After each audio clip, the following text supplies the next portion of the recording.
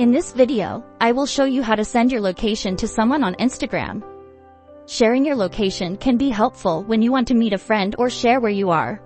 It's easy and quick to do. First things first, open up the Instagram app on your device. Next, head over to your direct messages by tapping on this icon located at the top right corner of your screen.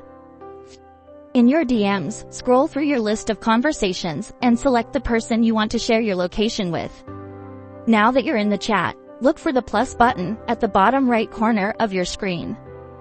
Tap it to reveal more options. From here, select Location.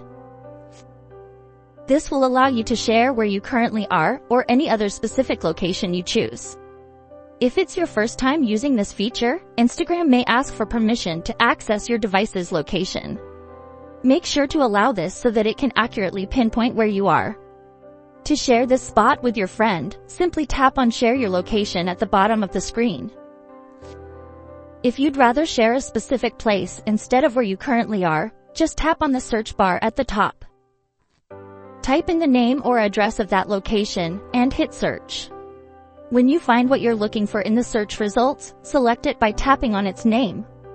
After selecting your desired location, simply tap Send Location. This will instantly add it to your ongoing conversation.